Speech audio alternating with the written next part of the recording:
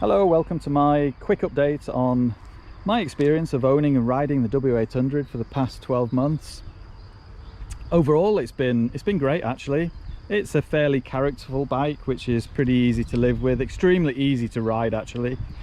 In terms of the handling's very neutral, so it's pretty stable at high speed. Goes around corners okay, although if you're getting a bit spirited, you do need to give a bit of a tug on the counter steer sometimes. And also, if you are going around corners in a bit of a spirited way and there's some unevenness on the corner, the back end can get a bit wallowy. Doesn't upset your line, but it can be a bit interesting. So a bit of the character of the handling maybe, but that's presumably easy to fix with aftermarket shocks. In terms of the tyres, they're not that great. They're okay, but under hard braking I've had a couple of situations where the front has got a bit squirrely and started to get away from me a bit, and it really felt to me that with a normal modern profiled tyre that wouldn't happen. So I'm going to swap them out for Pirelli Demon or something similar. In terms of vibrations, yes, of course it does vibrate. It's a 360-degree true parallel twin. So you get this interesting situation where around 3000 RPM you have tingling in your feet. At 3.5 it comes through your backside, and at 4000 it comes through your hands. And it's, once you get used to it, it's absolutely fine. It's part of the, it feels like it's part of the character. The bike's telling you what it's doing. I can predict what RPM it is actually through the location and the intensity of the tingles. So of course it is a true parallel twin that is fully air cooled. There's no oil cooling, so it's not, this is an air cooled bike and actually it's got an oil cooler on it. There are very few. In fact, I think this is the only bike available now which is actually air cooled true parallel twin. In terms of modifications that I've made to it, well, I've put the cafe seat on, principally because I found the stock seat to be uncomfortable after about half an hour of riding, and fortunately the cafe seat is much better. It's only slightly thicker, but I think the foam is much more firm, so you don't get that pain in your coccyx that you do with the stock seat after about half an hour. It seems to give you a more pleasant riding experience for longer rides. I've also added the Kawasaki cowling on the front here. Difficult to get. I found this one in Germany. It came blue, so I had to repaint it and took the opportunity of adding some graphics on it at the same time, which are kind of pretty similar to hopefully the rest of the bike and suit it reasonably.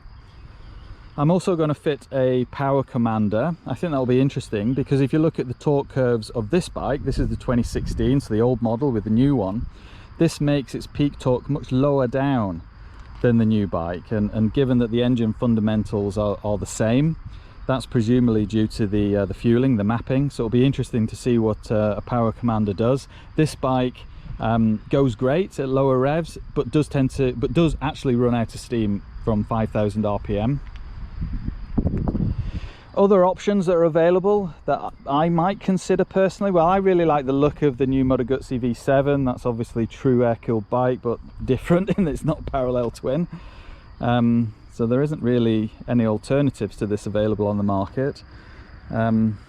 Obviously there's lots of different variants and marketing variants of Triumph classic style bikes available, but they're nothing like this, of course. There's a lot, as I said in a previous video, there's a lot of fakery.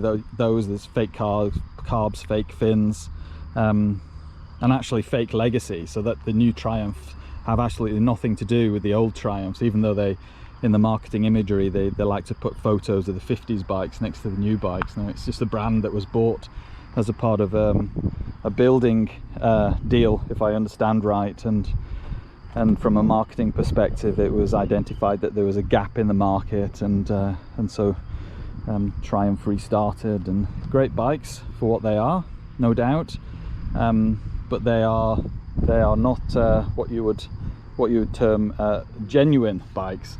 And actually the chap who owns Triumph is a major Tory donor. The Tory party is the right-wing political party in the UK, so if you want to support the Tory party, then buy a Triumph. But if you don't, then don't, obviously. So if you don't want to be evil, don't buy a Triumph, essentially.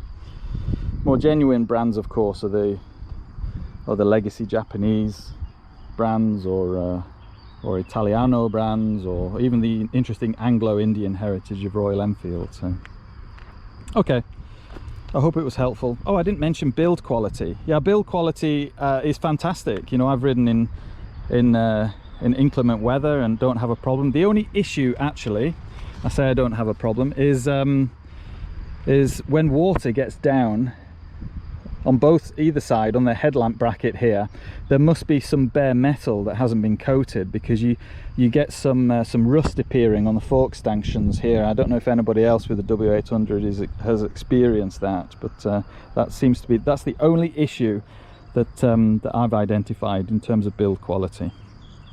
Okay, hope it was helpful. Cheers. So I'll just start her up so you can hear what she sounds like. You can hear the whine of the bevel drive, but these aftermarket Remus cans, actually, it's a full exhaust system. You have to get the full exhaust system, you can't just get the cans. They sound really pretty good. This has the baffles in, surprisingly, but still sounds great, actually.